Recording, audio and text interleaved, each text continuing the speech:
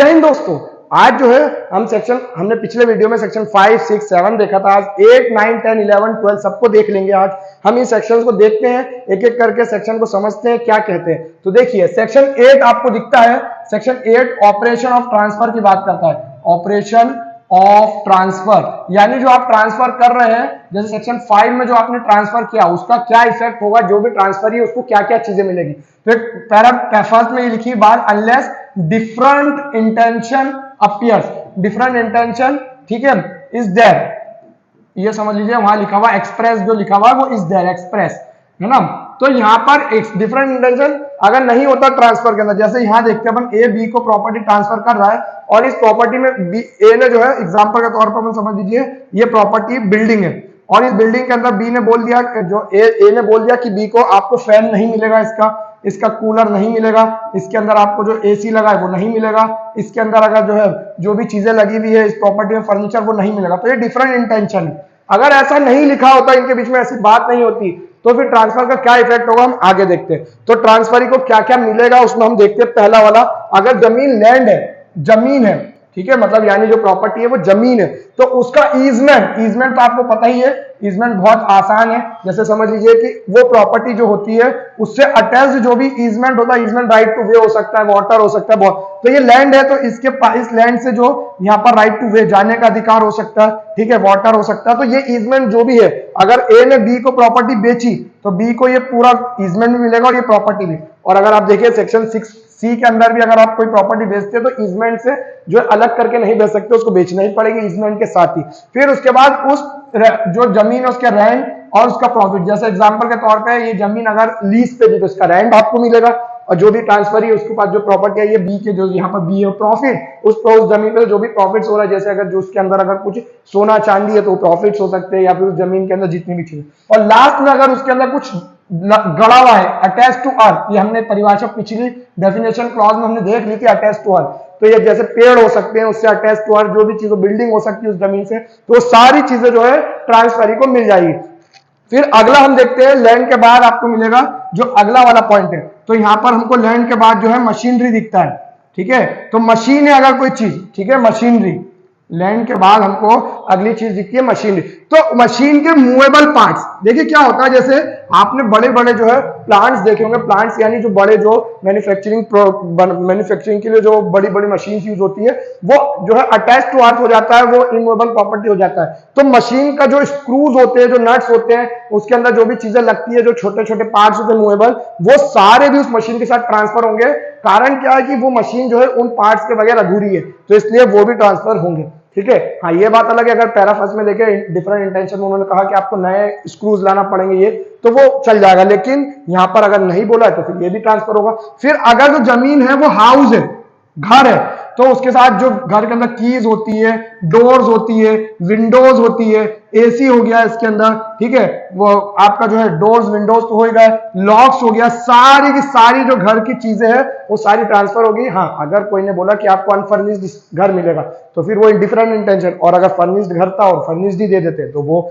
जो है वो ऑपरेशन ऑफ ट्रांसफर है, ठीक है। फिर उसके बाद अगला पॉइंट अब देखते हैं, घर के बाद हमको जो दिखता है डेब्ट और एक्शनेबल क्लेम। तो जब आप डेब्ट ट्रांसफर करते हैं, बिल्कुल ट्रांसफर कर सकते हैं, सेक्शन 130 में डेब्ट जो है एक्शनेबल क्लेम को आप ट्रांसफर कर सकते हैं। ये डेब्ट जो है मॉर्गेज डेब्ट आपने देखी होगी जो 134 में, वो भी आप ट्रांसफर कर सकते हैं। तो अगर वो ट्रांसफर कर रहे हैं, ठीक है, मॉर्गेज डेब्ट मॉर्गेज के लिए नहीं है, ये एक्शनेबल क्लेम का ही है। जब हम वहां पर आएंगे तो उसको डिटेल में समझेंगे मॉर्गेज डेब्ट होता क्या, बहुत आसान है। जब आप डेब्ट जो आपने कोई उधार ले रखा है उसके लिए एक्शनेबल क्लेम को एज अ डेब्ट देते हैं तो वो भी जो है मॉर्गेज डेब्ट बन जाता है। अगर कोई उधार आपने पहले किसी से ले रखा है और किसी तीसरे व्यक्ति का आपके ऊपर मतलब आप उससे एक्शनेबल क्लेम मांग रहे हैं, तो जो तीसरे व्यक्ति से जो एक्शनेबल क्लेम मांग रहे हैं उससे आप ना लेते हुए जिससे आपने डेब्ट लिया उसको दे दीजिए, तो ये जो है मॉर्गेज डेब्ट बन जाता है। वो 134 में हम उसको अलग से देखेंगे। तो जो सिक्योरिटीज जो उसके ऊपर होती है, सिक्योरिटी का मतलब लीगल इंसिडेंट से, लीगल यानी जैसा लीगल इंसिडेंट से सूट लाने का जो अधिकार है वो भी ट्रांसफर हो गया, ये सब चीजें। तो आप अगर डेब्ट और एक्शनेबल क्लेम है तो आप जो उसकी सिक्योरिटीज भी आप उसको ट्रांसफर हो जाती है। हाँ, इसमें 3 चीजें ट्रांसफर नहीं होती, एक्सेप्शन है, ठीक है। पहली, क्योंकि वो जो डेब्ट है अदर डेब्ट के लिए है, अदर डेब्ट के लिए जो डेब्ट है वो अदर डेब्ट को भी सिक्योर कर रही है। तो जो 2 डेब्ट हो सकती है, जैसे इन्होंने अगर कोई प्रॉपर्टी ट्रांसफर की तो इनके ऊपर ही जो है दो एक्शनेबल क्लेम थे एक व्यक्ति के ऊपर। एक एक्शनेबल क्लेम किया तो जो है वो एक ही व्यक्ति के ऊपर, तो दूसरा वो जो जिसको ट्रांसफर है वो दो जो है क्या बोला अपने नाम से, उसको दो डेट ट्रांसफर नहीं होगा, एक ही हुआ। तो अदर डेट को सिक्योर करने वाली जो बात है वो ये है। फिर दूसरा है इसी के अंदर जैसे जो चीजें आप ट्रांसफर नहीं कर सकते, ट्रांसफरी को जो ट्रांसफर ये समझिए लीगली डिस्क्वालिफाइड है, इसको अगर आप जो है सेक्शन 136 में ट्रांसफर नहीं कर सकते एक्शनेबल क्लेम, और आपने एक्शनेबल क्लेम ट्रांसफर कर दिया, तो ये जो व्यक्ति है इसको तो ट्रांसफर कर ही नहीं सकते थे, तो ये जो है इसके पास सिक्योरिटी जा ही नहीं सकती। और तीसरा व्यक्ति कौन है, इसके अंदर हमने ये देख लिया, और फिर एरियर जो है वो ड्यू हो चुके थे, ड्यू पहले से बिफोर ट्रांसफर, तो वो भी जो है अब ट्रांसफर नहीं हो सकते, क्योंकि जैसे ए ने जो है बी को एक्शनेबल क्लेम ट्रांसफर किया और एरिया जो है ए के ड्यू हो चुके, ए को मिलना चाहिए बिफोर ट्रांसफर, तो ए को ही वो एरिया मिलेंगे, अब बी को नहीं मिल सकते क्योंकि वो पहले ही ट्रांसफर के पहले ही हो चुका है। फिर इसके अंदर जो है हमको लास्ट पॉइंट मिलता है मनी के बारे में, कि अगर प्रॉपर्टी मनी है, पैसा है, ठीक है, या फिर अदर इनकम यील्डिंग प्रॉपर्टी, ठीक है, other income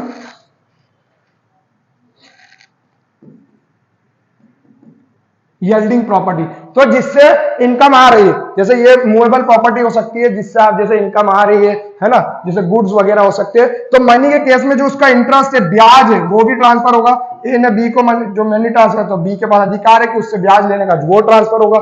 income yielding property है, तो इनकम जो है उसके अंदर जो भी गुड्स वगैरह है, तो उसका जो भी इनकम वगैरह अराइज हो रही है उस प्रॉपर्टी से, तो वो भी ट्रांसफर होगी। तो ये सब चीजें थी ऑपरेशन ऑफ ट्रांसफर। अगला सेक्शन आपको मिलता है सेक्शन 9। सेक्शन 9 क्या बोलता है, ओरल ट्रांसफर।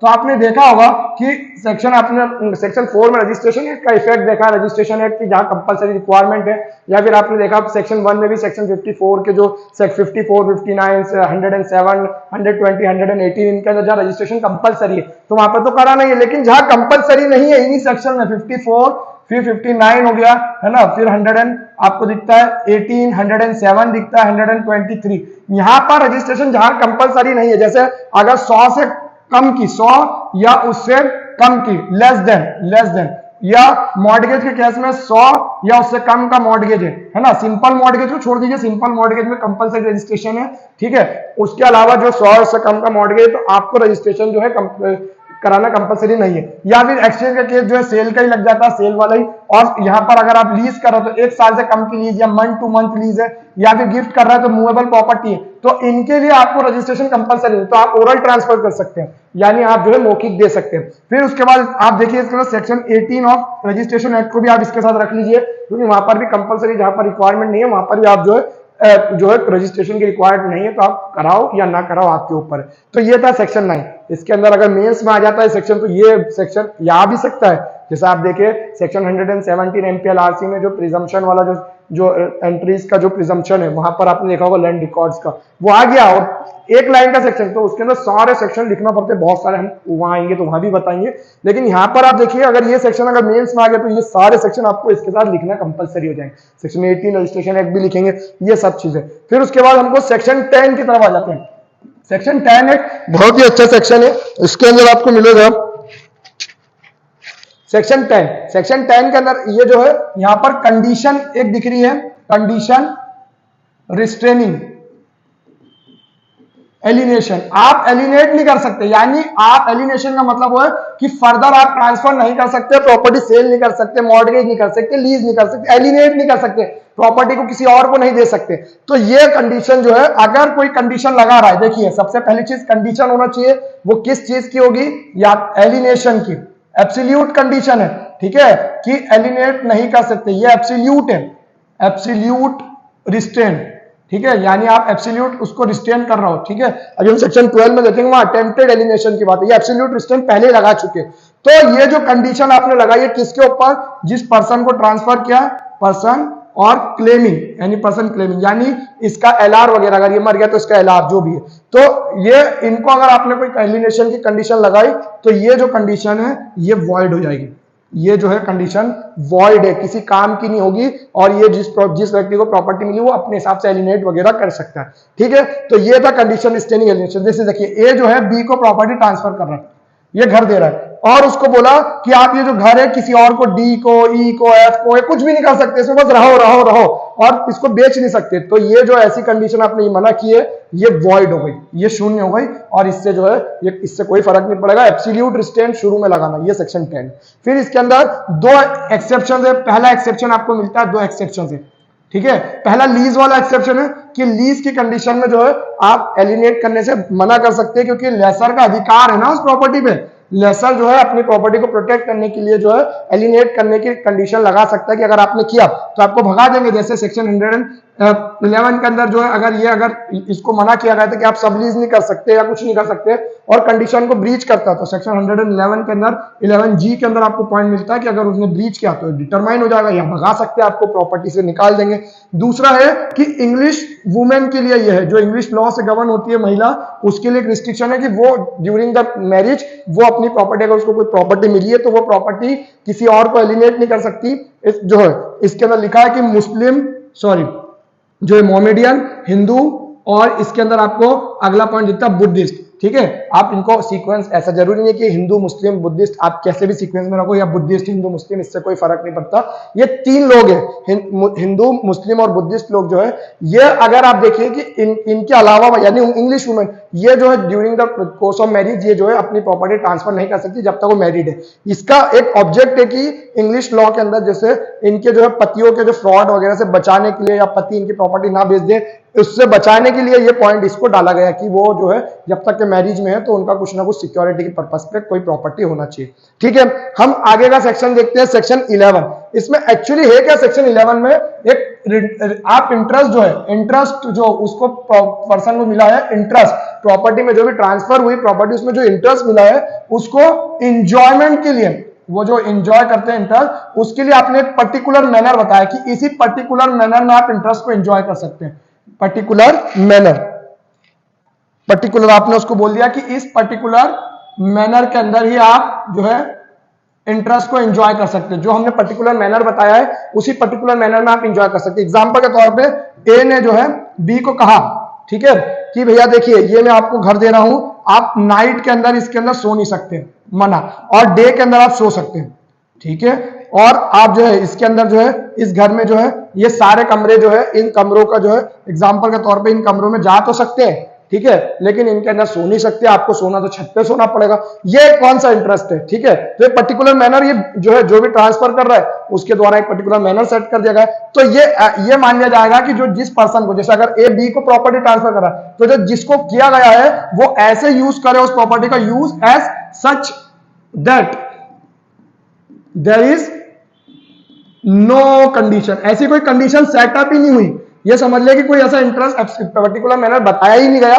वो ऐसे यूज कर सकता है, ठीक है। इसमें ये पैरा फर्स्ट था, ये आप देख लीजिए। पैरा सेकंड भी है इसके अंदर, पैरा सेकंड ये particular piece of movable immovable property को प्रोटेक्ट करने के लिए। इसको अपन इलस्ट्रेशन में देख लेते हैं। जैसे ए के पास ये इमूवेबल प्रॉपर्टी है एक्स और ये है प्रॉपर्टी वाई, ठीक है, ये दो प्रॉपर्टी है और ए जो है ये प्रॉपर्टी बी को बेच रहा है। इनके अंदर कोई ईजमेंट होगा, एक्स प्रॉपर्टी के अंदर जो है वाई प्रॉपर्टी के अंदर ईजमेंट होगा। अब इन्होंने एक्स प्रॉपर्टी बी को बेच दी, तो ये इस प्रॉपर्टी को प्रोटेक्ट करने के लिए, वाई प्रॉपर्टी को, इसको पीस ऑफ लैंड को प्रोटेक्ट करने के लिए जो है एक्स प्रॉपर्टी के ऊपर ये इनको बी पे बोल सकते हैं कि आप इसी पर्टिकुलर मैनर में एंजॉय करोगे, नहीं तो आप एक्स प्रॉपर्टी जो है अगर इसको आपने ऐसा करने की कोशिश की तो आप ऐसा नहीं कर सकते। तो आप, हमारा ईजमेंट है ये और आप इस ईजमेंट पे जो है हमें एंजॉय करने का अधिकार है, आपको पर्टिकुलर मैनर आप इसी हद में रहोगे, इससे बाहर नहीं आ सकते क्योंकि हमारा ये अधिकार है। तो उस पर्टिकुलर प्रॉपर्टी को एंजॉय करने के लिए ये आमतौर पर समझ लीजिए ईजमेंट प्रॉपर्टीज जो होती है उनको प्रोटेक्ट करने के लिए जो है, या दो एडजेसेंट प्रॉपर्टीज होती है एक ही व्यक्ति को, उस प्रोटेक्शन के लिए ये वाला पैराग्राफ जोड़ा गया,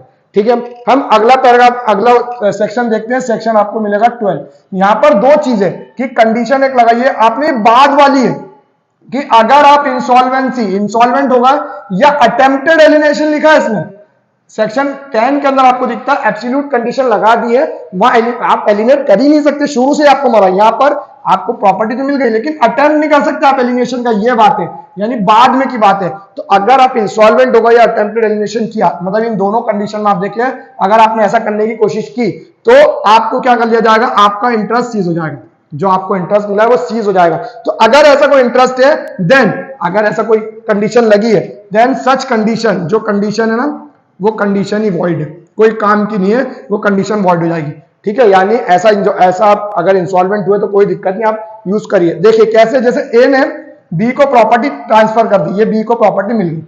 अब बी इंसॉल्वेंट बाद में होता है तो उससे क्या फर्क है, बी हो सकता है अमीर हो जाए उससे ज्यादा, या इंसॉल्वेंट हो जाए, बी के ऊपर है, बी की किस्मत है। तो अगर ऐसा होता है, ए बोलता है कि अगर आप इंसॉल्वेंट हो प्रॉपर्टी वापस ले ली जाएगी, तो बी ये तो ट्रांसफर हो चुकी है, बी का पूरा एब्सोल्यूट इंटरेस्ट हो गया उसमें। तो अब जो ए अगर ऐसी कंडीशन लगाता तो ये कंडीशन बॉय, या इसी में देख लो अटेम्प्टेड एलिमिनेशन, ए ने बी को प्रॉपर्टी दी और कहा कि आप जो है किसी और को, सी डी ई को बाद में अगर आप सी डी ई छोड़ ही दीजिए, किसी को, दुनिया को, किसी भी व्यक्ति को आपने प्रॉपर्टी बेचने की कोशिश की तो आपसे छीन ली जाएगी। तो अटेम्प्टेड एलिमिनेशन की जो कंडीशन है वो भी वॉइड है। फिर एक इसके अंदर आपको जो है एक्सेप्शन मिलता है लेसी का, एक ही एक्सेप्शन है लीज वाला, ठीक है। होता क्या है कि लेसर जो है, लेसर ये दोनों शर्तें लगा सकता है, इंसॉल्वेंसी वाली और अटेम्प्टेड एलिमिनेशन वाली लेसी के ऊपर। किसके ऊपर? लेसी पे। देखिए कैसे, जैसे ए ने बी, ये बी लेसी है, इसको बोला ए ने, ये लेसन ने, कि अगर जैसे आप रेंट दे रहा हो, और अगर लीज की कंडीशन में देखें तो लीज में जो रेंट जो है वो सिक्योरिटी है। अगर ये रेंट नहीं दे पाएगा तो किस काम की लीज? रेंट तो यहाँ पर कंसीडरेशन तो देना पड़ेगा, प्राइस पेड या प्रॉमिस या जो भी एक शेयर क्रॉप वगैरह, यहाँ रेंट दे रहा है। अब ये बी क्या हुआ, इंस्टॉलमेंट अगर हो गया तो रेंट कैसे देगा एक को? तो ए बोल सकता है कि अगर आप इंस्टॉलमेंट हुए तो आपसे जमीन वापस ली जाएगी, क्योंकि रेंट कैसे भरेगा, सिक्योरिटी भी तो है। फिर उसके बाद यहाँ पर अटेम्प्टेड एलिमिनेशन, ए जो है इसका ओनर है और बी जो है लेसी है। अब बी किसी सी को प्रॉपर्टी बेच देगा तो ए की प्रॉपर्टी चले गई। तो ए बी को बोल सकता है कि आप अटेम्प्टेड एलिमिनेशन अगर बेचने की कोशिश की तो आपसे प्रॉपर्टी वापस ले ली जाएगी। तो आई होप ये सारे सेक्शन आपको समझ आ गए।